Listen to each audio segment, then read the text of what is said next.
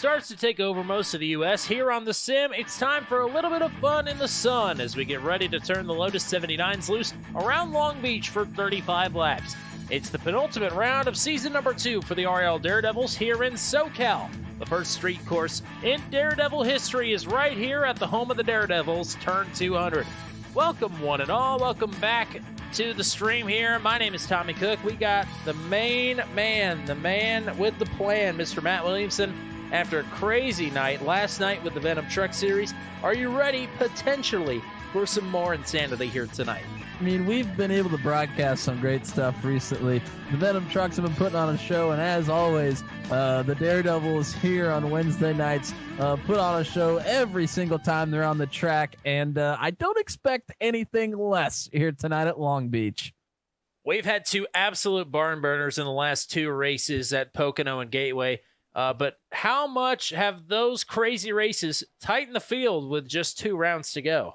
Yeah, after those crazy races at Pocono and Gateway, the points battle has actually not tightened up at all. Oh, wow. A P2 finish, a P2 finish for Rondoletto last week meant that he only gave up 200 points to Gavin Sanders. Now Sanders and James Watson are tied in second, but they're 1,225 points back from Rondoletto.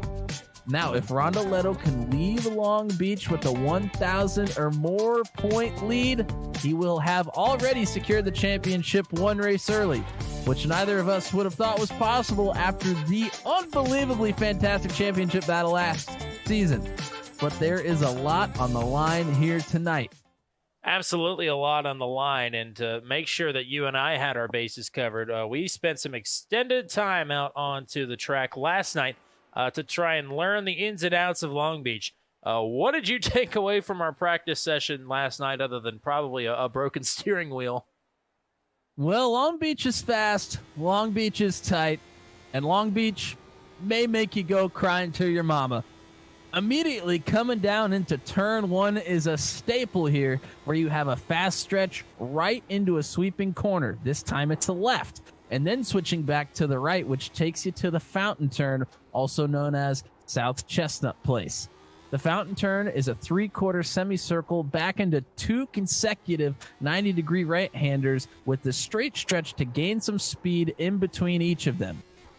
You'll then go down West Shoreline Drive and gain momentum you will need to carry through turn 6 and 7 onto another straight shoot before the right 90-degree turn 8. This is where you'll let the horses really run for the first time, all the way up through 4th gear down East Seaside Way before locking it down for another 90-degree right-hander. This is where the track really gets bottled up around turn 10, which is a long sweeping left straight into a nearly 180-degree right. Now that'll take you back onto West Shoreline Drive and let the big dog eat, all the way down the front stretch and grabbing 5th gear before you cross the line. This track requires you to be fast and aggressive to keep momentum around many of the 90-degree turns, but it could be turns 10 and 11 that bite you right before you come back to the stripe. A tough assignment for the Daredevils here tonight. Now, you and I were certainly aggressive last night. There's no doubt about that. The debate, I think, is still raging on whether or not we were fast. I think the fastest lap that either of us turned was a mid 116. We're already seeing speeds in practice here down into the mid 112s. So we'll have to see how our times stack up. My guess is that we would probably be at the bottom of the leaderboard. I don't know about you. Yeah, I wouldn't expect me to be at the top in any sort of situation on a road course. It's just not my cup of tea, but these guys really make them fly around here. They make them fly, and I tell you what, even though I was definitely slow, it was a fun track to drive once you get the handle on it, but it is absolutely rife with danger. And speaking of which, it's just 2 more chances now to add to the pot for the Jacksonville Speedway 0-0 Challenge. And 4 drivers did just that at the crazy race at Gateway last week. Wes A. Shire, James Watson, Nicholas Isidro, and Bruno Miranda have all gained an entry into the drawing, which is almost up to $30. But if we add to that tonight, I am going to be absolutely shocked. It's going to be a tough road to hoe for sure. But we'll have to wait and see. That's why they race the races. It's been a few weeks since we've seen him, but your Turn 200 driver to watch says this is his favorite track, and that is none other than the Lotus Whisperer himself, Michael DeTurk. He'll be in booth 200 next. A blind knight that uses echolocation, viewing the dark, treacherous world through sound. Trapped in a dungeon, endangered by combatants, where hazards lurk around every corner. Make sound to have vision, or don't and be stealthy. Avoid impaling threats throughout the dungeon to escape. Engage with other prisoners. Rogue Knight I've been hearing about. Could you find the key and unlock my cell? Free them to fight back with more allies. Let's take this guy. The Dungeon Labyrinth has many paths and even more traps. Struggle through the darkness to find your freedom.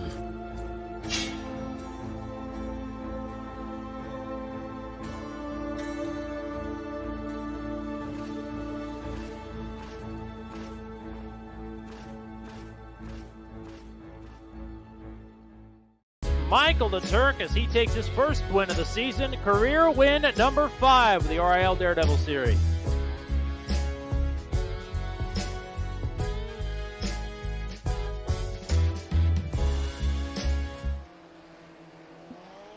We are live and in person, kind of, question mark, back here on Turn 200 as we have got the Turn 200 driver to watch in booth 200. It has been quite some time since we've had this gentleman join, and it is always a pleasure to have him back. That is Michael DeTurk. Welcome back. How have you been doing? We've missed you here the last couple of races. Thanks, Tommy. Thanks, Matt, for having me. I'm good. I'm happy to be back racing with this group. It's always a good time. We always have pretty good races, and I think Lotus 79 at Long Beach should offer an interesting challenge for everybody tonight. I'm going to do something I've never done before, and I'm going to throw the first question to Matt. Wow. Well, yeah. I've heard from a little birdie that you're a big fan of Long Beach. What is it about this track that tickles your fancy so much? It's got so many interesting challenges. I'm going to start with what I hate, though. Well, there's a lot.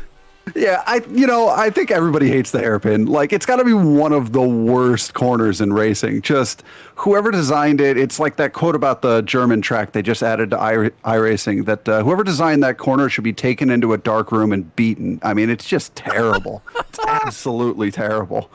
But things I really like about the track, the fountain section is really neat. For what basically is a chicane, and for a self-professed chicane hater. It's an interesting corner because you need to brake a little bit earlier than you think you should. And you really have to use that curbing right next to the flowers for a little bit of rotation to get the car kind of turned to get that nice exit to shoot down there towards turn 4. But if you get it a little bit wrong, you get really sideways. You can really easily grab either the tire barrier or the concrete there on the apex of turn 3, and that's race over. And that's what most of Long Beach is, right? It is you screw up a little bit and you're race over. You get out to turn 5, and it's that right-hander onto kind of the main drag there with the gator curbs on the inside, and it's got that crest like right on the apex. So you're shooting for the gator curbs, but the car's also getting loose over the crest, and you're just trying to manage the understeer and then the eventual oversteer as you peak over that crest as you get there. So that series through Sector 1 is just it's everything about chassis dynamics, where it's got understeer, it's got oversteer, you got to brake early, you got to brake late. And I think that kind of goes through the whole course, where there's never one particular strong suit for the car, but it's got enough downforce on it because it's a street circuit where you are afforded the possibility to push. So, it's a really strange track in that sense, but I'm also a nut that likes street circuits because, you have to decide whether you've pushed too far and you're going to, just clam into the barriers, or you're going to back off just a little bit because you think you've gone a little too deep. Unlike, some other tracks where you've got miles and miles and miles and miles and miles of runoff, and you can just go, yeah, whatever, I'll keep my foot in it, no big deal. Anyway, there's my rambling answer as to why I love Long Beach. Matt, did you get all that down? I think we might be able to pick up about 2.5 seconds if you took all the notes there. Yeah, I could definitely learn a thing or two from this gentleman. That's for sure. Yeah, definitely. So, Mr. Self-Professed Street Racing Nut, what is your wish list iRacing track to be added in terms of street courses here? I'd really, really, really like to see Singapore added. I love night racing. I think it's super cool. People are, complaining about F1 adding 3 more night races or whatever. I'm like, whatever, do it. I don't want every race to be a night race, but I think they look cool. So Singapore is number 1. I'd probably put Baku at number 2. I'd like to see Nashville, Toronto.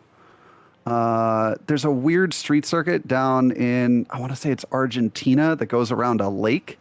That's super cool that they ran GT1 in, FIA GT1 in back in like 2010. They did it once and then never went back. But the place looks amazing because it's like built into a cliff around a lake in like the middle of the mountains. But yeah, I don't know, those 5 are my top 5, give or take. I'm not somebody who needs Monaco. I would happily race it, but I'm not like, oh my God, iRacing, do this first. No, I get you there. Well, we're about with 5 minutes left to go in practice here. We appreciate you stopping by. And we're going to try and pull you in mid-race, which we've never done before under green. But we'll see how that goes. You're on top of the practice charts right now as they run. And we'll look for you to have a good run here to kick things off at Long Beach. Thanks for joining us once again, Michael the Turk. We always appreciate the time. Thanks for having me. Sorry I ruined the space for 2 or 3 extra questions by my love letter to Long Beach. It's all good. That was a more interesting than any of my questions that I had. So, well, hopefully I'll talk to you guys either mid-race or after the race. Sounds good, partner. Hopefully the mid-race is because I'm still driving, though. Certainly. All righty. There we go. Michael the Turk, and my Discord is acting up. There we go. Gotta love CPU overload. So we got about 4 minutes now left to go in practice here for Long Beach. As I just alluded to, Michael the Turk is on top of the practice charts. And I'm going to put you on the spot here a little bit anyway, because Octavio Rondoletto, your points leader right now, is P2. Gavin Sanders right now, I believe, is P5. And James Watson is P7. So Octavio Rondoletto, we mentioned it in the early window on our pre-race show, up by 1,225 points. So what do Sanders and Watson need to do today to ensure that they still have a crack at this championship in Indianapolis next week? I mean, at this point, Sanders and Watson can really only do one thing, and that's control themselves. They have to control their own race. They aren't able to control everybody else. And make sure that they get the best possible finish that they can get. For either of them, I believe that could potentially be a win, especially at a track kind of funky and fast and just all sorts of crazy things going on here at Long Beach. Definitely possible, but they got to make sure that they're not the ones making the mistakes either. They just got to control themselves, and however Rondoletto finishes, that's where he finishes, and they got to be okay with that, I think. We already got some chatters here with us tonight. Lizard Folk is in the chat, as well as Flanky, good old Greg Roberts joining us. Appreciate everybody hanging out with us. Lizard Folk identifying the track that Michael the Turk was talking about in Argentina. Potrero de la Funes. Horribly butchered that. I apologize, but that sounded like an interesting track. And I think if any one of us here in the RIL has any sort of pull with iRacing, it would be Michael the Turk. So he may be on the march to Washington after this one, so to speak. Who do we got here with 2 minutes left? Who are you watching around the track here, Matt? We're taking a look at one of our title contenders right now, Gavin Sanders. He is currently 3rd on the best times in practice so far, so he's moved up a little. 3rd on that last lap. Yep, he's moved up a little bit here, really trying to make sure he puts the time in. Rondoletto is currently sitting at 2nd. Your points leader on the practice board is not currently on track at the moment. And you could talk about what ifs all day long about Gavin Sanders in Season 2. If he would have raced any of the first 3 races, maybe he would not be in such a backed into such a corner, if you will, coming into the penultimate race of the championship. But look on the glass half full side of it. He's raced 4 races this season. He's won 3 of them and was, I think, led the most laps in the only race that he did not win this season. So, I mean, he has been absolutely lights out as he just went faster on that lap and went to second quickest, 5 thousandths of a second quicker than Octavio Rondoletto. So Gavin Sanders is dialed in. He's been pretty ho-hum about actually going for the championship. And he said, you know, if it happens, it happens, as he spins out around the fountain. But if it happens, it happens. He just wants to win as many races as possible. Well, he's knocked out 3 of them and looking at 2 more here to keep himself alive in the championship. Yeah, I mean, you put yourself in this position after coming in, not racing the first 3 races of the season. You got to be pretty happy with it for sure. You know, he's pretty reserved usually, but you gotta. I mean, as a race car driver, you really want to win that thing. You can say whatever you want to, but he wants to win. That's for sure. I don't think there's any doubt about it. Absolutely. We've got just about 15 seconds until we open things up for qualifying. And I'd say one of our top 3 drivers, the first one of them to roll off here. Let's give the fans here a look at the cars on the track from somebody who actually knows how to drive and not from my cockpit view in practice last night. Let's give everybody a good look here at Long Beach and what it takes to actually conquer it. Yeah, we're gonna watch some of these guys roll around qualifying here in just a second. And I will say that you and I put some pretty extensive practice time in last night, actually. Yeah. Trying to prepare for this race because I knew nothing about Long Beach. I actually just purchased the track for my racing last night, so that's how little I knew about it. And cold tires on this track are. They're rough, to say the least. They usually are. I mean, they always are on road courses, of course, but I don't know. There was something about them here that the car is just totally just feels alien different from when the tires are warm. So you got to be real careful, especially on this outlap here. Just make sure you get some heat in them for your qualifying laps. Daryl Weininger has elected not to qualify here. In what will be his second career start here tonight. I got a question from Lizard Folk in the chat asking if we'll be doing the RIL Automobilista 2 league, and the answer to that is no. I don't think they actually have broadcast capabilities on there. Either way, I don't think it's going to be broadcast. So, no, maybe racing in it, though. We'll have to see. It looks like it's a lot of fun. I don't own the game currently, but it looks like it's a blast.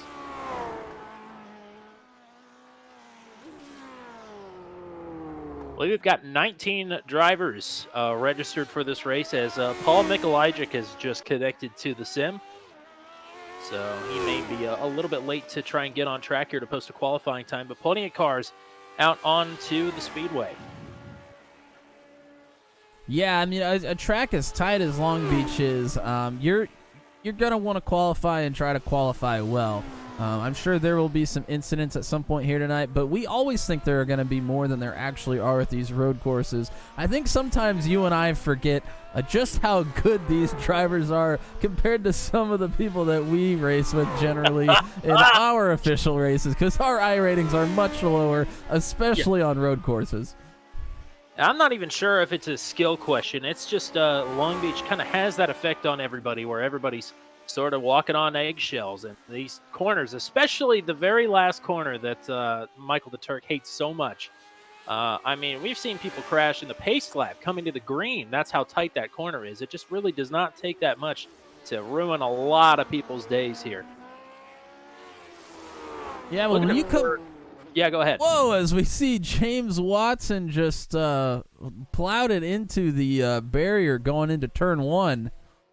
First time to be posted is a 1:13.5 by Zachary Flaum, Cedro, DeMade, Hill, Miranda, all posting times now. Miranda has the best of the lot so far, 1:12.075.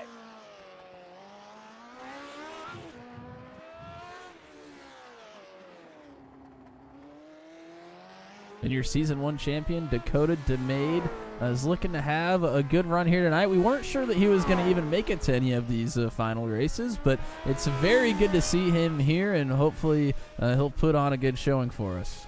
Hugo Galaz goes to P2, and yeah, I thought Dakota had said that he wasn't going to be here tonight, but I'm not complaining. I always like to see the demigod, the reigning champion, for another couple of races here before he will hand the crown over to somebody else, whether it be Rondoletto, Watson, or Sanders. We will have a new champion here this season. Joshua Tucker just clocked in a 12.744. That goes P2. And the Turk just went around the hairpin. He's going to be coming to the line here in a second. We'll see what he can put down. Gavin Sanders posts a 1:13.4, so some work to do for Sanders to move up the time charts here. As Michael the Turk goes to the top by 0.7 of a second, or 0.6 of a second, rather. Wowee. 1:11.472. That's one of the best laps that we've seen thus far. His practice lap was a 1:11.11. And that was the Turk's first lap that he put down a time for, and his final. So not sure if he had some sort of an off track or something on that first lap. But he still has gotten the job done up to this point, although Christopher Hill almost made him pay. We'll see if anybody else can knock him off, as Sanders is on track for his second lap here. Only 15 seconds to go, though, to post that time. As qualifying has wound down quickly here as we get ready to rock and roll around Long Beach. Sanders did just go around the hairpin. He's going to try to get to the line. No, and he's not going to do it. Close. I hope he wasn't on a green split, as the grid is finally set now for Long Beach, the penultimate round of Season 2 for the RIL Daredevil Series. And here we go on the pole for the second time this season. That is career pole number 5 for Rochester, New York's Michael the Turk, the Turn 200 driver to watch today, will lead the field to the green. Starting to his outside, a winner at Pocono a couple of weeks ago out of Bermuda Dunes, California. That is Chili Wonka, Christopher Hill, starting P2. The third place finisher from last week starts in P3 here tonight. That is Bruno Miranda out of Brazil. Best career start for Zachary Flaum tonight. He starts on the outside of row number 2. Rounding out your top 5 starters is your current points leader, the Argentinian Octavio Rondoletto. And starting to his outside, great qualifying effort here tonight for the 44 of Joshua Tucker, driving the Let's Race number 44. Row number 4 on the inside, 7th place finish for Hugo Galaz, the Chilean, last week at Gateway. Starting to his outside, he's the reigning champion, Dakota DeMade, in car number 1. On row number 5 on the inside, that is one of the championship protagonists out of Toronto, looking for win number 4 on the season. That is Gavin Sanders. And starting to his outside, making his debut here tonight in car number 7, that is Sean Winkler. On row number 6 on the inside, 4th place finisher from Gateway last week is Nicholas Isidro. And the other driver tied for second in the points standing starts to his outside in P12. That is James Watson.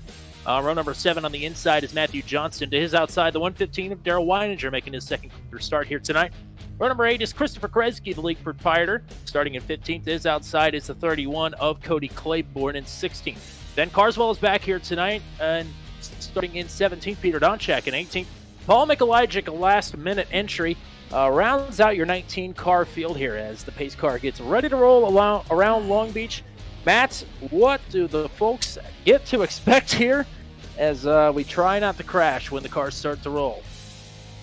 Certainly. We're going to go ahead and try to take a look at our weather conditions here as we start the race. In practice, we saw track temperature a lot higher than it is right now, currently sitting at 100 degrees Fahrenheit, which is not cool by any means, but we were up to 107 and 108 during practice, so we'll see if that goes up at all during our race here. We also have a 20x limit. There's not a lot of off track here, and you got to watch this pit exit as we are going to be coming to the green. Here we go. Great start from Michael the Turk as it's time to push limits and bust rivets at Long Beach.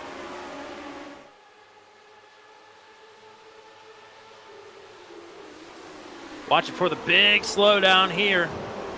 Whoa, one car to the barriers. They are really stacking up. Huge Big pile time up. stack up. That is most of the back half of the field. That is all it takes. Absolute calamity. Zachary Flaum, Bruno Miranda, Nicholas Isidro, Dakota DeMade. Octavio Rondoletto was involved as well. Rondoletto with a meatball. Huge championship implications. A absolutely massive crash. We are still under the green. Wow, and that is huge. As you see, Gavin Sanders, who is tied for second in the points, is sitting in third place at the moment. He has DeTurk and Hill in his sights. I believe we may have just lost somebody else. I heard some crashing. Maybe somebody just nudging their way into the barrier. Actually, I believe it was Hugo Galaz that made some pretty significant contact. Yeah, Galaz is very slow coming down the long stretch on the back of the course. Wow. Once these drivers start getting settled into a rhythm here, we needed to go back and take a replay and confirm kind of what we've seen. But as they run, lap number 1 is complete. Michael DeTurk stayed ahead of that madness. So did Christopher Hill. Gavin Sanders gets through it. Sean Winkler is now running in P4. James Watson across the line in 5th. Cody Claiborne, Ben Carswell, Peter Donchak, Daryl Weininger, Joshua Tucker, and Christopher Kresge, I believe, are the survivors of that crash. Paul Mikulajic has gotten across the line. Black flag for Hugo Galaz. Not exactly sure what happened to him. Meatballs for Nicholas Isidro, who is already in the pits, as well as Bruno Miranda, Octavio Rondoletto, Zachary Flaum, and Dakota DeMade. After the absolutely massive pileup there in turn number 1. I have been saying it all season, not because I wanted it to happen, but because I knew it was very possible that we were going to have a large crash on the first lap here in the tight confines of Long Beach. Dakota DeMade has disconnected. Go ahead. And we're watching Rondoletto. He is crab walking this thing. I think maybe just trying to get it back to the pits without having to tow. Well, he has missed pit entry. He just went through turn number 1. So maybe just trying to make as many laps as possible, make sure he gets as many points as possible. But there are a lot of blind corners and a lot of fast corners at that these drivers need to be aware that he is still out on the track, either staying out of the way or just trying to pick up as many points as possible. It is a dangerous game. Yeah, certainly dangerous, as it doesn't look like he has much control of that vehicle at all. I believe we got Nate Siefker in the chat saying full sends into turn 1. Absolutely. It was sent. Well, that is going to go on the best of RIL Daredevil Series compilation, that's for sure. Oh, the best or the worst? Well, the best of crazy moments and crashes, I suppose. Goodness gracious. All right, so I'll keep an eye on the action up front, as right now Michael DeTurk is crossing the line to put lap number 4 up on the board. He is ahead of Christopher Hill by 2 seconds and ahead of Gavin Sanders by 3 seconds. And 11 seconds back, you find the battle for 4th. So go ahead and rack up a replay, if you would, if you can, of our lap 1, turn 1 incident. Certainly. I'm going to see if I can get there. I believe it started with Flaum, but I'm gonna have to take a little look here. Try to give everybody a little bit of a better look. I'm just gonna go ahead and go to a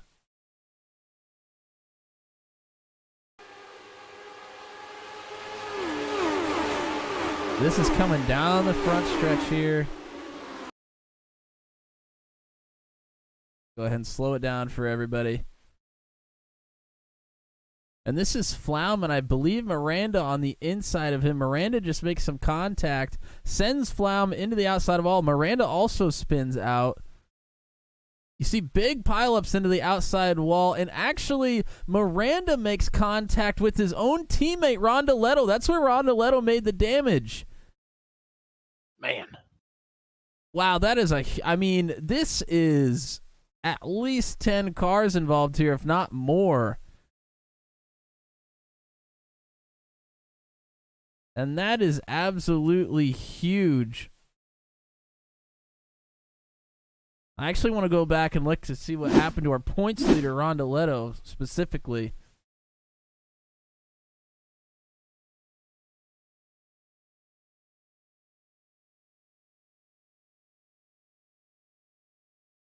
This is Rondoletto here. You see his teammate Miranda tries to go up the inside of Flaum. They're going to make contact here.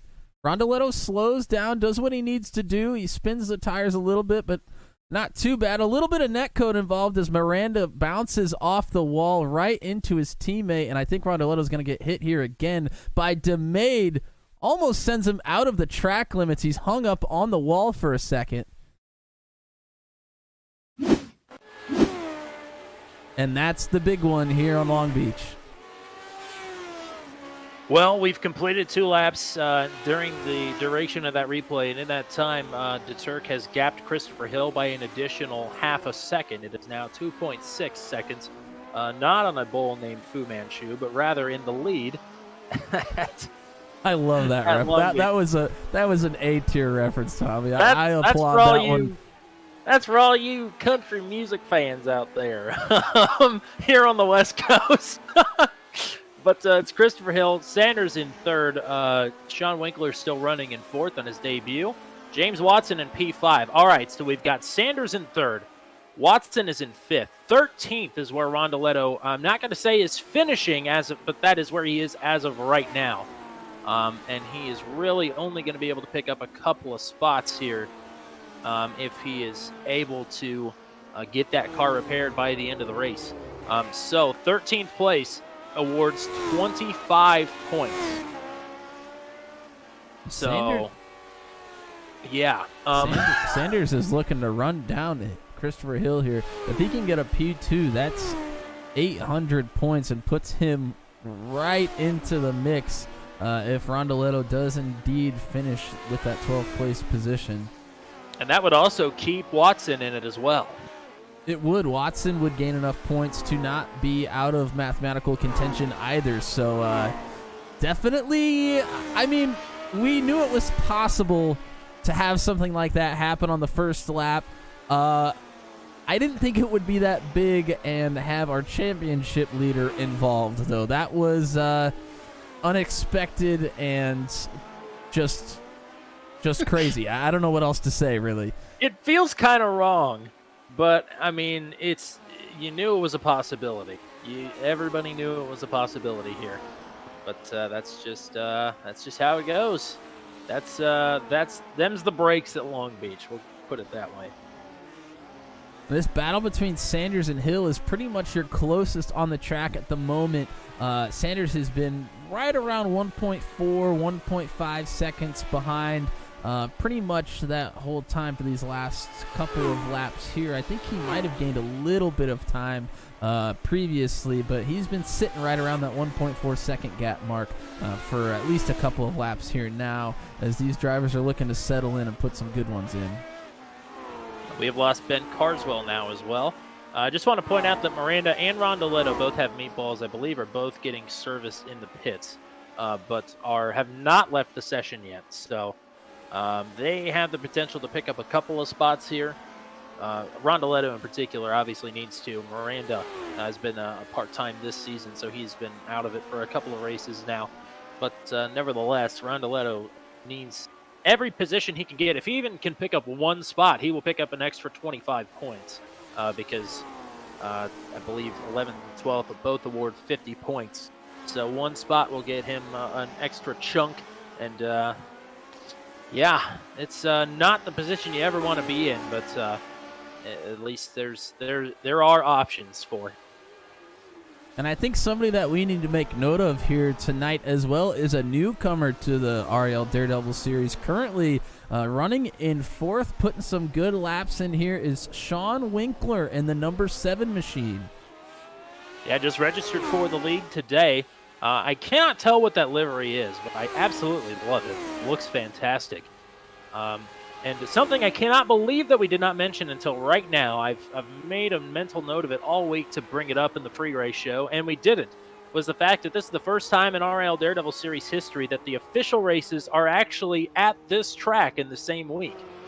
Because normally it's ovals, whenever we run road courses, it just hasn't lined up the way that it does this week. So yeah, the Lotus 79 officials are here this week. So maybe that is where Sean Winkler comes in. I don't really know. I tried to do a little bit of creeping and couldn't really find anything. So, but he had just registered today and is already up 6 spots in this race, up to P4. Gavin Sanders is also up 6 spots after being second quickest in practice, qualified 9th, and is now up to 3rd, and is cut into the deficit between he and Christopher Hill just a little bit. It's about a second between them now. And that livery for Winkler, that is a Captain Crunch livery. So that's even better. Quite a good one indeed. Not only does it look good, but it's a great subject matter as well. Well, turn 1 for most of these drivers was like eating dry Captain Crunch, I imagine. The roofs of a lot of drivers' mounts, I'm sure, are bleeding after that crash.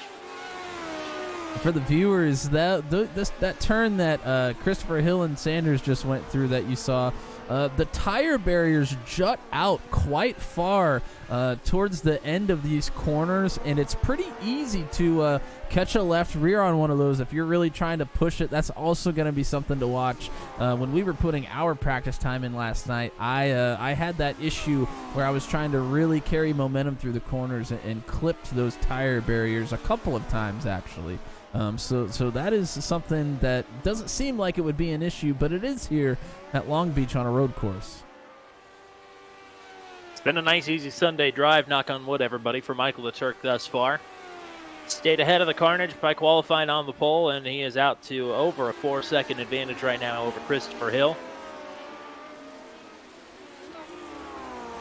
And I don't think we got to it in your little pre-race spiel.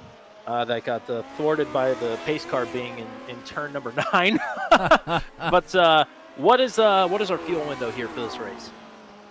Yeah, our fuel window is probably about 20, maybe 24 laps, but we only have 35 here tonight, so I would imagine that for tire purposes, our drivers are probably just going to try to split that.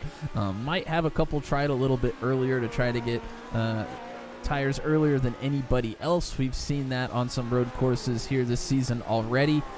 So we are looking for that. Also want to make note, I kind of mentioned it, but didn't really get to explain it very well as we were coming to the green, is the pit exit when we take green flag pit stops.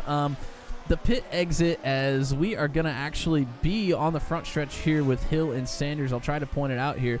When you come out, there is a long stretch that you actually need to stay in that pit lane before you can go. You have to go all the way to the end, almost into turn 1 before you can pass that cone. As you see this blue double line here, that is the pit exit.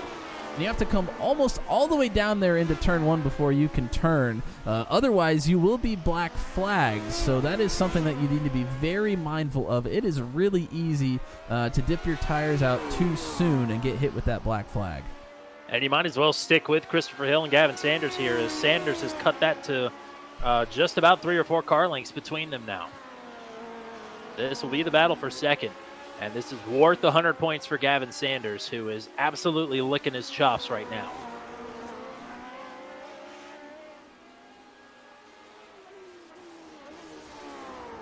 And Sanders, I mean, we've seen him have a lot of speed at road courses. We call Michael the Turk the Lotus Whisperer for a reason. On these road courses especially, he is a force to be reckoned with, but if anybody can get up there and pass him, it's either Hill or Sanders. Hill is very good on these tracks as well. So these two are looking to not only battle each other, but to try to make up some time on the number 47. Yeah, 80% win record in Daredevil competition on road courses for Michael the Turk. 3 of those 4 victories for the Turk has had Christopher Hill finishing P2 behind him. And the only time that Michael the Turk did win a road course race, it was won by Gavin Sanders. So yeah, absolutely not a surprise at all to see Christopher Hill and Gavin Sanders up in the podium positions, now battling for the second spot. Sanders encroached into that 3 or 4 car length bubble and has not really been able to make up any more ground on Christopher Hill. Now, he's made up about 1/10 of a second in the last lap and a half as they pass a little bit of lap traffic there, but lap traffic gets over. Kind of pinched off Sanders' entry a little bit, but not too bad. With these cars, aero's a big issue too, and there are some long straights on this track and some fast sections, so that might play a little bit of a factor here as well. Once you kind of close up to that car in front of you, might be pretty tough. But there are some braking zones here where you can try to make up a lot. Probably just not wanting to push the issue yet, as we're still fairly early on in this bout. Paul Mikulajic was the last car running on the lap in P10. He has since come in to get service just as he was about to get overtaken. Peter Donchak is running in P9. He was just overtaken by Michael DeTurk. That leaves 8 drivers on the lead lap now. It is Michael DeTurk leading Christopher Hill, Gavin Sanders, Sean Winkler making his debut here tonight running P4, and James Watson in P5. Whoa! Cody Claiborne is in 6th as Sanders gets tagged. Sanders makes some contact with a car that had just spun out. I believe that was Peter Donchak. No, it was not Peter Donchak. I'm not 100% sure who that was. It might have been Paul Mikulajic. It was the 38 of Paul Mikulajic who had run into those tire barriers I was actually talking about earlier. I'm going to see if I can take a look here. I'm sure Sanders will have some damage, but he does not have a meatball, and he is held on to the 3rd position. So it could have been worse, but we don't know the extent of it right now. Mikulajic spins it there. Now he just slides the tires. Yeah, spins it out into the tire barriers there. And he tries to stay put, but that's where the guys are really trying to get the power down as fast as they can to carry some momentum. And Sanders was trying to push it as far as he could to that outside, but there was a car there. So Mikulajic did try to stay put and put the brakes on. Didn't go forward or move at all, but just a really bad spot for him to be when Sanders was coming through there, really trying to push it. And now coming to lap 15, Gavin Sanders is on pit road. Again, no meatball flag for Gavin Sanders, but he will be coming in early here. He can make it to the end from here on out. It's 21 laps. We think a tank can get you about 24 laps, give or take about half a lap. So he is on the low end of the fuel window here, but it is open. And Gavin Sanders looks like a little bit of damage repair for him, but not a huge loss of time. And certainly still in an okay spot, but not looking as great as he was just a couple of laps ago. No, and he yeah, was... Credit to Paul Mikulajic there, making the most out of a bad situation. He held it right against the barriers, right where he came to rest. He didn't try to get out of it or move in any sort of way. And nothing, of course, that Gavin Sanders could do coming around a blind corner with your foot in the gas. But Mikulajic did the best that he could to not make the situation any worse. Yeah, Mikulajic certainly did the correct thing there. He knew traffic was coming, so he just stayed put until they were going to clear. Just a tough position to be in where he came to rest there in that corner, and nothing that he nor Sanders could really do, as I'm sure Sanders was not expecting a car to be there. So Sanders comes into pit and starting to drop down the running order just a bit here. And Watson is coming into pit as well. So maybe an unintended consequence. Some of these drivers maybe didn't know what happened to Gavin Sanders and that he was coming to maybe get some repairs and make sure that the tires were in check. He may have just started the avalanche of drivers coming to pit road. We'll have to see. Maybe this is a strategy just to cover off Gavin Sanders. Remember, these two drivers came into this race tied for P2 in the points. Yeah, there's usually some chatter between drivers. I'm not sure if they are in the same room or not. I know a lot of the drivers in this series tend to, yes, they are, kind of stay in the same chat room so they can talk to each other for this series specifically. So I would imagine there might have been some conversation there. Maybe Watson just trying to get those new tires as early as possible. We will have to see, but up front, Michael DeTurk still leading the way. He's led every lap thus far, stayed out of trouble, and is leading by 5.8 seconds as they run over Christopher Hill. Sean Winkler is now provisionally on the podium. with the bronze medal. Gavin Sanders has taken over Daryl Weininger for spot number 4. And James Watson has gone a lap down under this very messed up green flag pit cycle. He now sits in P7. Yeah, Joshua Tucker, who has had some not so great of luck. He has some pretty heavy wing damage. I imagine he was probably caught up somewhat in that first lap, or actually, I should say, first turn incident. But he is sitting in 6th place, so not a bad spot. Not a bad spot to be, as we have one around. I believe that was Christopher Kresge, and it was. Kresge is credited in 8th at the moment. Well, while we're waiting on our leader to get ready to come down pit road sometime in the next few laps, I would imagine, go ahead and get our title sponsor ad read in here, because just because the action has stopped in Indy for the year doesn't mean that you should visit Speedway Indiana. If you find yourself around town this offseason, carve out a little time to visit the title sponsor of the RIL Daredevil Series, Daredevil Brewing Company. Their brewery and tap room is open Monday to Friday, located in Speedway Indiana, right across the street from AJ Foyt Racing, just south of IMS.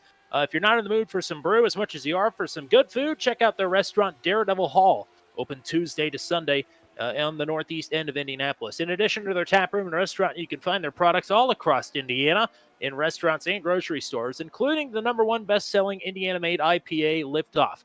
Even if you won't be in Speedway anytime soon, you can still place an order online at daredevilbeer.com. If nothing else, be sure to get on social media and thank Daredevil Brewing Company for supporting the Revolution Indy League and the RIL Daredevil Series.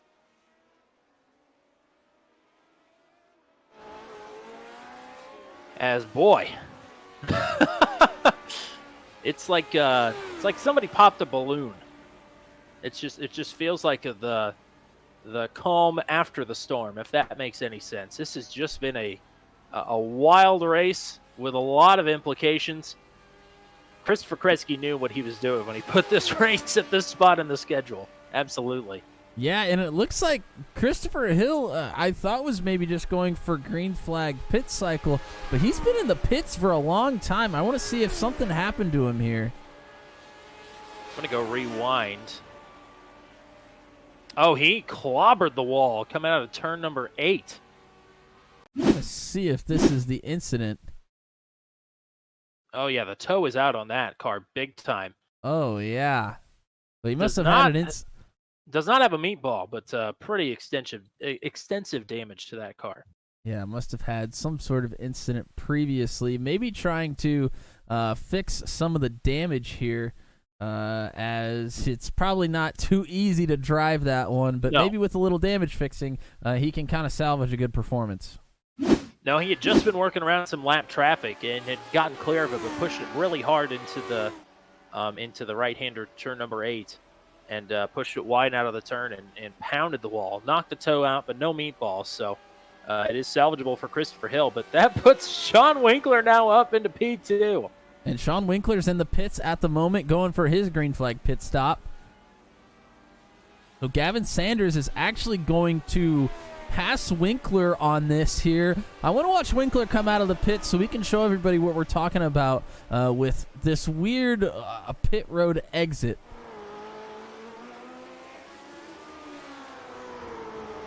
He's going to pass these green cones, which means he can speed up, but he has to stay inside of that double blue line all the way down until he passes that blue line there with the cone, and then he can turn into turn 1.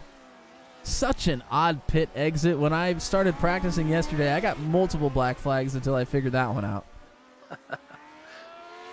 So we have now lost Bruno Miranda, Paul Mikolajic, Peter Donchek, and Cody Claiborne. All 4 of those drivers have disconnected. Octavio Rondoletto is still in the server, sitting in the pits getting damage repaired. He has a couple of drivers within a few laps of him that he could possibly catch and overtake. But he has fallen down to 14th now. He was credited in 12th when he originally left the track, and has had a couple of drivers make some laps up on him, so he is now in 14th. And I will go look and see. I would imagine, I believe that's either 20 or 15 points. Maybe it's still 25, actually. can't remember off the top of my head, and now I can't find the channel where the points are. Here we go. So 14th, yeah, that is still in the 25-point bracket. So losing a couple of spots. The least amount of points he could score is 20, but he is not going to be overtaken by anybody else behind him. Also, may not have enough time to overtake, once again, Matthew Johnson or overtake Paul Mikolajic, who are the two closest drivers to him, Peter Donchak as well. And it looks like Christopher Hill is still sitting in the pits, still trying to fix some damage here. Has dropped all the way down to 9th place now behind Hugo Galaz. So it'll be coming to lap number 23. We think Michael Leturk is going to be coming to the pits within the next couple of laps here. He might be really trying to get that tank as empty as possible as he elects to skip pit entry once again. So I would say within the next 2 go-arounds, you will see your race leader on pit road. And there are 2 cars on the lead lap. It is Michael Leturk, and 55 seconds behind him is Gavin Sanders, who has already gotten his service after a tangle with some lap traffic. So I don't think Leturk is going to lose 55 seconds here on pit road. I would be amazed. Well, Jacksonville Speedway's pocketbook is liking this one here. Yeah. I think there's one person eligible to get put in that 0-0 challenge pot, and it's your leader, Michael Leturk, as long as he hasn't had any off tracks or anything like that. So really just a possible of $1 being added to the pot here tonight, which we kind of expected. And how about it right now? Daryl Weininger running in P3. Was about a second and a half off of the pace in practice. But is third as they run. As here comes Michael Leturk into the pit lane. We're going to go ahead and bring him into the booth 200. Our first ever mid-race interview for your race leader. You are one of 2 cars on the lead lap right now. You've led every lap so far. How do you think it's going for you?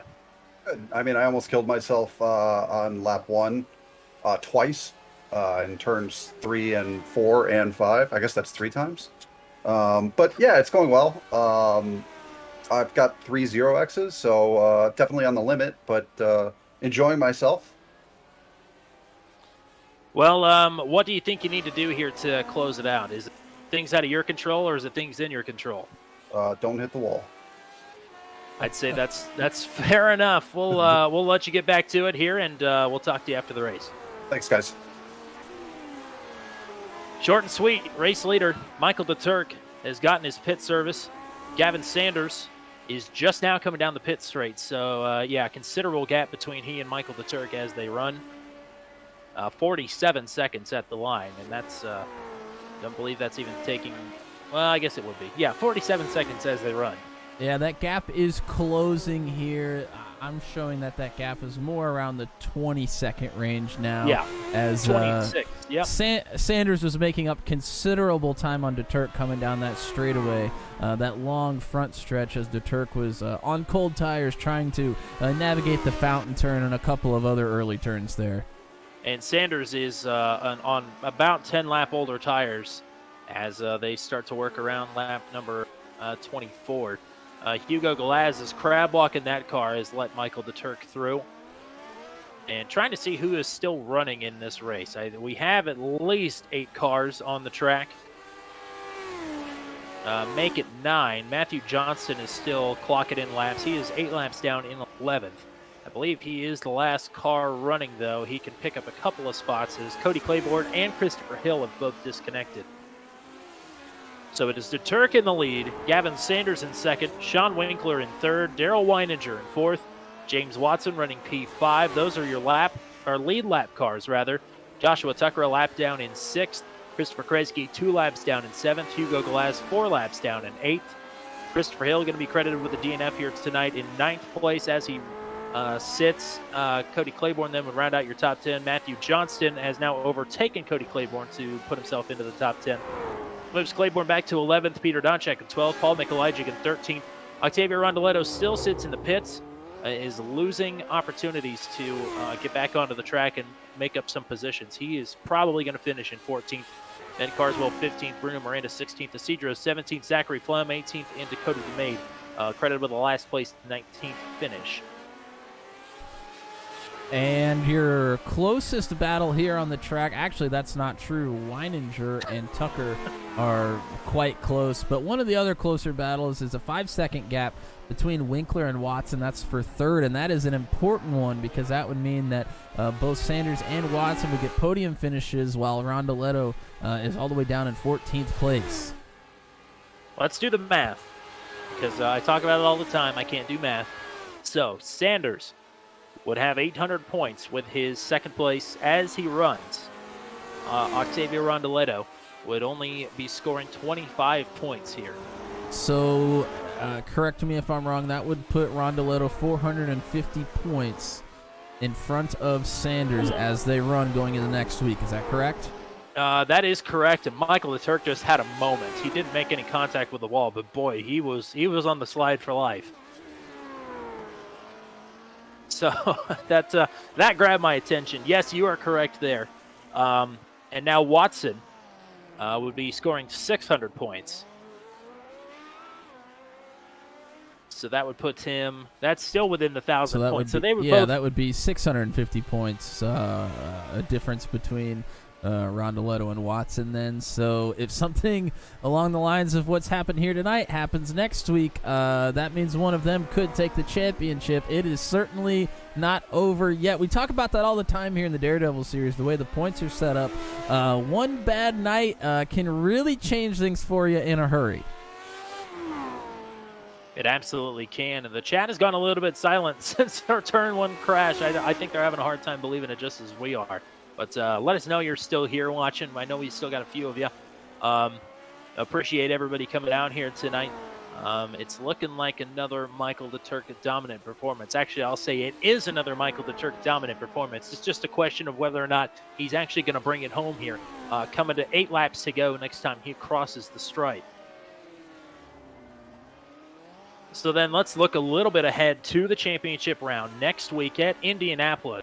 And look at your 3 championship protagonists. Gavin Sanders has won at Pocono, a big, fast super speedway basically for these Lotus 79 cars. James Watson has won at Michigan last season, another big super speedway style race, as well as Charlotte, not technically a super speedway, but a big, tight pack race. And with not a whole lot of banking at Indianapolis, we have seen a more Charlotte-like pack-style race where it's a little bit harder to pass outside of the preferred lane, whatever that is, but it is still a big pack race with a lot of opportunities for danger. Yeah, and don't forget that Rondoletto also won the first race of the season at Auto Club, which also mirrors those tracks a little bit as well. So all 3 of our championship drivers have experience winning those types of races. And all 3 of them have had battles with one another throughout the season. Remember at Mid-Ohio, it was Sanders and Rondoletto swapping the lead back and forth for the better part of 2 or 3 laps amongst themselves, coming down the stretch after the last green flag pit stop to settle that one. It went Sanders' way. Sanders threw the block on Rondoletto last week at Gateway to hold on and take his 3rd victory of the season. Watson has overtaken Rondoletto for a big last lap pass to go into P2 at Richmond. So Rondoletto, no stranger to having to deal with Sanders and Watson. And with those 3 now with a actual realistic shot at the race and a championship, I mean, all bets are off at this point.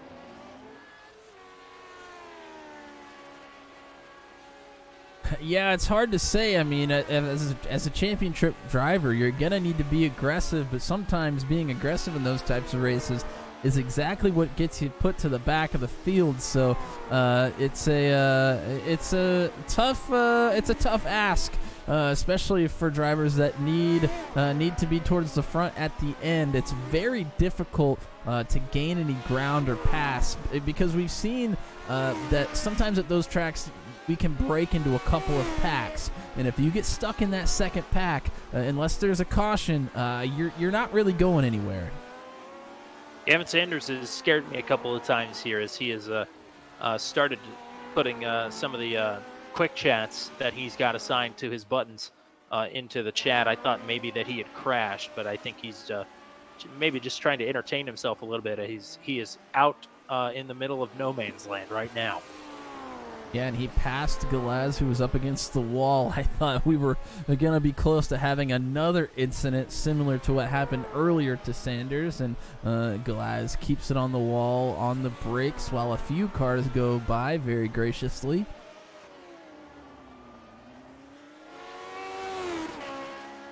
Six laps to go. Really make it about 5.5 at this point for Michael the Turk. And let's talk a little bit about Michael the Turk as well, as if we don't do that enough. But he has missed the last two races with the Daredevils. He had made every single start in Daredevil history up to Pocono. And has missed the last couple of races. Said he's been busy with a lot of other stuff, but is glad to be back here. Long Beach. We had him penciled in as our Turn 200 driver to watch from the get-go, since we saw that on the schedule, because the Turk said this is his favorite track on the sim. You heard him earlier in our pre-race show say that he's a street racing nut. And he is absolutely the dominant driver in Daredevil road course history. Has won all of them but one up to this point. And while we're talking about him, he just put James Watson one lap down. Watson's still in fourth. He's going to set his sights on putting Winkler one lap down now, although Winkler is putting up a decent fight. The gap has not changed a whole lot here in the last lap or two, although DeTurk was sitting behind Watson for a couple of turns there, just being nice and patient. Some more live traffic ahead of DeTurk. I believe that is Christopher Kresge, and he stays to drivers right down the straightaway. And Kresge, I believe, is going to come away with his best career road course finish here tonight, just by proxy of how many drivers are left. His best finish, actually, his best career finish was at the very first road course race at Daredevil history at Watkins Glen. It was a P13. So, yeah, Kresge's not going to do worse than that here tonight, even if he starts driving backwards at this point.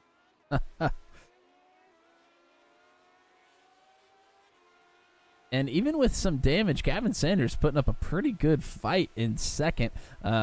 We saw that he came out about 20 seconds behind DeTurk after DeTurk came in for his pit stop, and is only 26.5 seconds behind him now. So I don't know if maybe DeTurk is taking it easy, or if Sanders is really wheeling that thing. But we know that Sanders has to have some damage after some contact with the wall and Mikolajic earlier.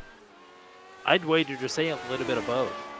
But you're right, Gavin Sanders is clocking in some pretty good laps here, especially on a lot older tires than what Michael the Turk has got on that Lotus.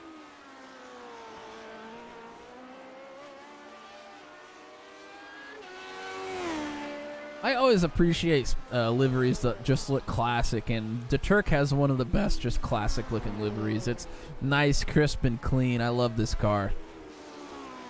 Yes, the Martini car. He had a Jägermeister car last season. It was just a nice, solid one-tone shade of orange. That was a pretty cool-looking car. But yeah, this one's got some character to it. It's nice and clean. It looks great, and it looks a lot better up front. I'm sure he'll be the first to tell you that. I believe this is going to be the fewest cars we have running at the end of a road course race in Daredevil history. As we've got 9 cars running right now. That is I don't need to tell anybody, that's not a lot. No, I mean, this race is almost like a reverse Martinsville, if you will. Instead of everybody only talking about the last lap, everybody's going to be talking about the first lap here tonight. Yeah, a lot of discussion already in the Discord. It's the first lap accident and how it could have been handled a little bit differently by a couple of different drivers, as Matthew Johnston is heading down pit road. I don't think he's going to be overtaken, so he may just be hanging it up for the night. I can't say that I blame him. A P9 finish as he runs right now, I believe, will be his best career road course finish, and indeed it is. So that may be the end of the night. Nope, he's actually just getting some service here as Michael the Turk crosses the line. It's 2 laps to go.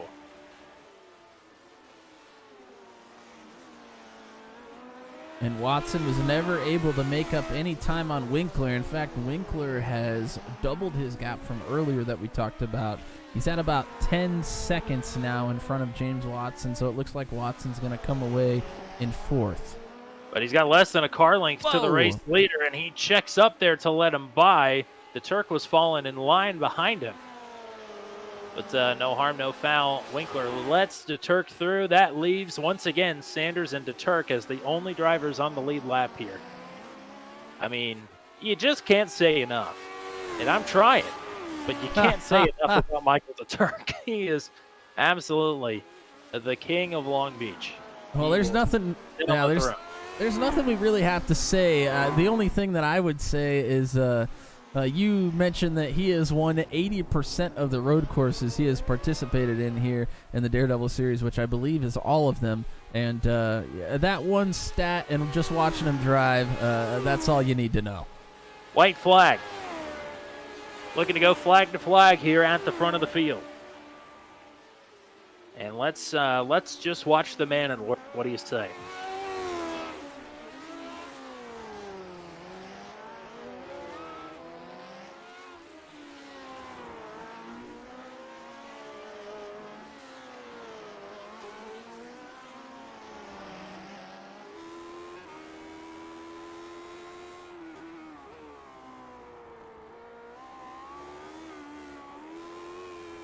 Ooh.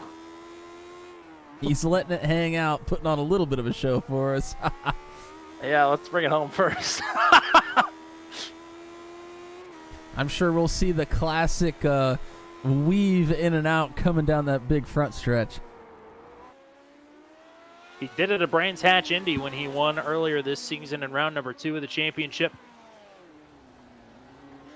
And as he rounds turn 11, there goes the tires.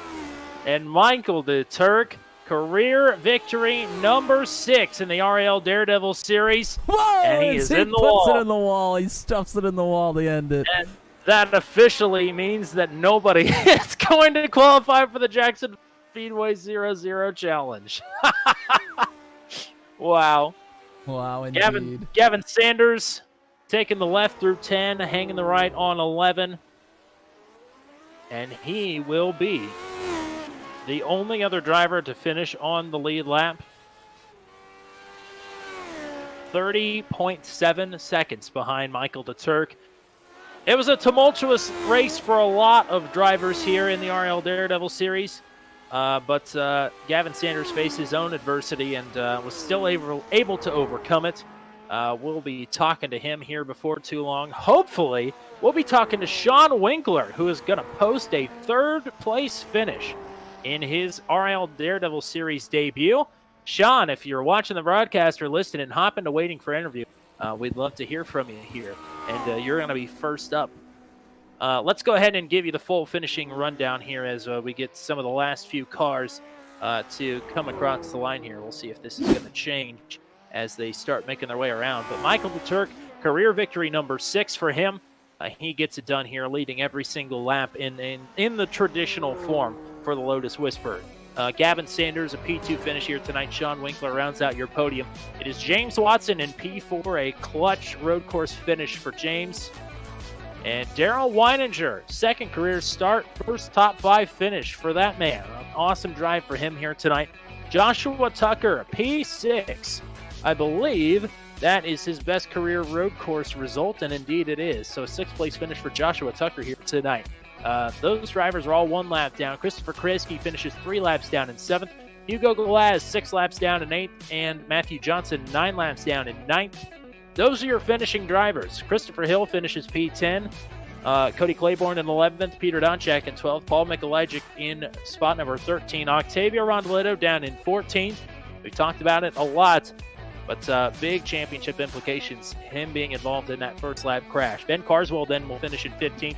Bruno Miranda 16th. Nicholas Isidro 17th. Zachary Plowman 18th. And Dakota DeMade. Rounds out your finishing order. What do you say, partner? Let's get some interviews rolling. Let's do it. We got a lot to talk about here. And let's get our first word in. This gentleman right here, it is driver number 7, Sean Winkler Welcome to the RIL Daredevil Series, and congrats on the podium. How are you? Hey, thank you so much. Yeah, great to be here. Thanks for putting this thing on. That was pretty fun. It's kind of a crazy start, though, wouldn't you say? I would definitely say, and I think you got a pretty good look at it there. What all did you see, and how did you get through it? Well, I thought I saw like a tactical nuke come in. I saw cars everywhere. I was driving underneath, and all of a sudden I popped out in like fifth or so. I was like, what just happened? So I just hung on for dear life and tried to drive a clean race for you guys. How did you get hooked up here with the Daredevils? You know, I gotta thank Paul Mikolajczyk. He turned me on to this thing. He's like, "Hey, there's a race going today." And I'm like, "All right, let's see what we can do." I like road courses, and these 79s are awesome cars. They're so fun to drive. I agree with you. Matt, what do you got for Sean here? Yeah, well, you mentioned that these cars are fun to drive. Long Beach is kind of an interesting track, a pretty fast track with some tricky little spots. How did the car fare here tonight? You know, the car felt pretty good. I don't have P1 pace. I don't know what that alien is doing. I was just holding on for dear life, you know. I just, try not to use first gear too much because you get on that throttle and those back tires are going to just light up. So you got to be smooth on the throttle, smooth on the steering inputs, and just pray. That's what I did. There was a lot of prayers. Well, are you busy next Wednesday? Are we going to see you back here for Indianapolis to close out the season? You know, I might be able to make it for Indianapolis, close out the season, do one more with you guys. It was pretty fun. It was a great race, and I really appreciate you guys putting this thing together. It's awesome. Anybody else you want to thank here while you got a little TV time? Yeah, thanks. You know, I got Sim Seats here, VRS, Cube Control. I want to thank Paul Mikolajczyk again for getting me in here, Jim Beaver Esports, Josh Edmondson for helping me with some road racecraft, and you guys for putting on the show. Thanks a lot, guys. Absolutely. One of the better debut performances for sure in Daredevil Series history. Sean Winkler, place finisher here tonight. Congratulations. Hey, thanks a lot. See you next time. All righty. Got a million different questions for this gentleman right here. Your second place finisher tonight is Gavin Sanders. Happy that you brought it home in one piece. It was certainly questionable at multiple different places throughout this race. Where do you even start here? How did you find your way through the calamity there on lap number 1? Yeah, so unfortunately I took a washroom break right before qualifying, thinking it was 8 minutes and not 5. Oh, And I missed my good lap, which I think would have been front row, maybe. I mean, I say that, everybody says that, but it would have been better than the other one by a significant amount, and I missed it by like a few seconds. So I was just kind of, okay, let's not die. I'm going into turn 1, and I guess everybody just died around us. I don't know. It was something. I think a few people pushed a few people, and a few people didn't hold their brakes, and next thing you know, it seemed like everybody was gone. Everybody was dropping from the voice chat like flies. So it was an interesting first lap, and then from there, I was dealing with some equipment issues, and it was quite an evening. So I'm glad to get out of here with second. Matt, I bet I know what your question's gonna be. Go ahead. What did you think it was going to be? I want to hear from the mouth. Oh, well, I was thinking about what, lap 9, 10, 11, something like that. You come around the bend there in turn number 6, and you've got a car right in front of you. And, yeah, that was suboptimal. You pulled a Tony Hawk grind across his front wing and did not come away with the meatball. Was that what all emotions were you experiencing there? A little bit of oh my god, and then just once I got back around, I think it was a big sigh of relief seeing that it was only 7 seconds of optionals. So got lucky, that's for sure. I mean, it's something with this track. It's a natural thing. So not really in our hands. I think I almost had it avoided, but it's just a bit too much wheel. And then, yeah, as you said, Tony Hawk grind, and I guess not too much damage. So we got lucky. Matt, you got anything else for Gavin? I mean, I was actually very surprised by how much damage you took. We saw that you were pretty much keeping pace for a little while. You came out 20 seconds behind Turk there when he came into pit, and at one point you had only lost, I think, 5 seconds until. How was lap traffic around here tonight? Because it's a very tight track, really fast track too. Was everybody pretty nice, or did you have any other potential incidents with some lap traffic? There was a lot of respect, I'd say. Everybody was very sort of using their judgment, just trying to make sure that, whether we're racing for 14th or first, second, it was always under control and calculated risks. I felt, at least from my end. So there was definitely some time loss you could see from some guys, but in most instances, I mean, the car count was so low tonight that it didn't necessarily, or car count after lap 1 was so low that you couldn't really see the traffic in full effect. I'd say that. Well, before I let you do your shout outs here, I have to ask now because Octavio finished down in 14th. How good do you feel about your chances at Indianapolis next week? I think as it's always been all season, we'll see how it goes. I definitely a little bit more excited now considering the circumstances, and I think that there's a good chance, but let's not get I don't want to get ahead of myself. Still got to finish, and we'll see. I'm sure everybody will have that all calculated out and what everybody needs to do. So Indianapolis is a big sort of question mark, and I guess we will see. Hopefully we can put in a gateway style performance, or whatever it needs to be done is done. And yeah, hopefully talking to you guys next week, we're champs. There you go. P2 finish. Who do you want to thank here tonight? Big thank you to Raceverse, Sunset Arctic Games, Sunset Arctic Graphics, buy Echo Blade on Steam, and everybody part of this league, part of the whole community here, especially you guys for putting on an awesome broadcast. It's always a pleasure, and yeah, can't wait for the next Daredevil race and the next Daredevil season. Absolutely. We got one more to really make a mark here. And best of luck to you heading into next week. It's going to be a lot of fun. Yeah, absolutely. Take care, guys. All righty. There goes Gavin Sanders. And in comes our recurring character throughout the night here in Booth 200, your race winner for the 6th time in his career. It's Michael the Turk. Is anybody surprised?